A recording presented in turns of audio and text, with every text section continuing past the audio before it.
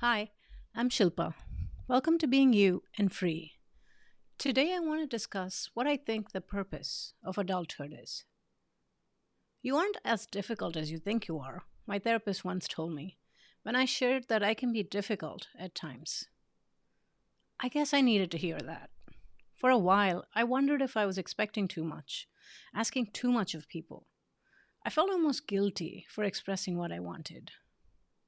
The older I get, the more I notice what makes me happy and what I need from relationships. Isn't that the purpose of being an adult? To get to know ourselves better? When we were kids, we were too busy absorbing everything around us. We were finding our own voice, trying to fit in, and figuring out who we could be friends with. All of this is great foundation, but we aren't mature enough to reflect on our choices or experiences.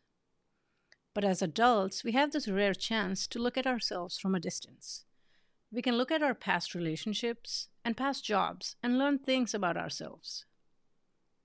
My Spanish teacher from Colombia told me that he's tired a lot because he works over 10 hours helping people learn Spanish and then spends 3 hours each day taking his son to soccer lessons. It's nonstop. I have two jobs, he said. I empathized and asked whether he would rather have a more stable job. No, I used to work for a big company. I had good pay, but no joy. Now I'm tired, but happy. I talk to people all day and have great conversations. I like it, he said. Now that's someone who's self aware, I remember thinking. He reflected on his life and decided, I don't care how big the company is, this isn't working for me. If we don't make the effort to get to know ourselves, we can go our whole lives carrying the same fears without ever finding a way to deal with them. For a long time, I reacted to small unfamiliar situations as though they were a real emergency. When I missed an exit, when my bags didn't arrive, when I was running late. No matter the issue, my body reacted the same way. My breath became shallow, my face tightened. I could feel the heat in my head. I just accepted my situation without ever questioning it.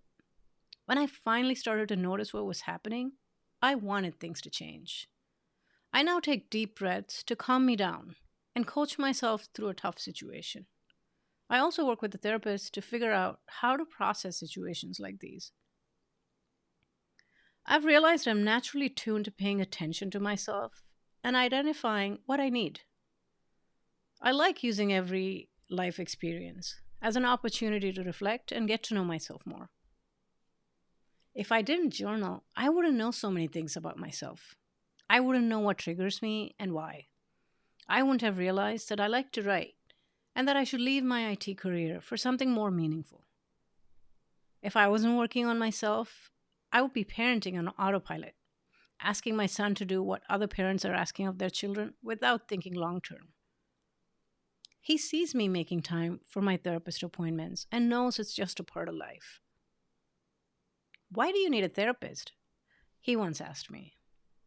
Because I want to work on myself and understand why I'm having some issues in some of my relationships, I told him. Makes sense, he casually said. Since he sees me working on myself, I can ask him to do the same. I can ask him to be curious about himself and his choices. I can encourage him to take courses based on his interests rather than impressing someone else. I can be at ease knowing college is just a gateway, and that the most important thing is for him to develop self awareness. Unless we start asking questions, we'll never know ourselves. Isn't the purpose of life self discovery? When you fill all your time pursuing external things, who's paying attention to you? How are you to know what truly makes you happy? At some point, we have to start paying attention to ourselves. Because if not us, then who? Wishing you a lot of self awareness in your life. See you next week.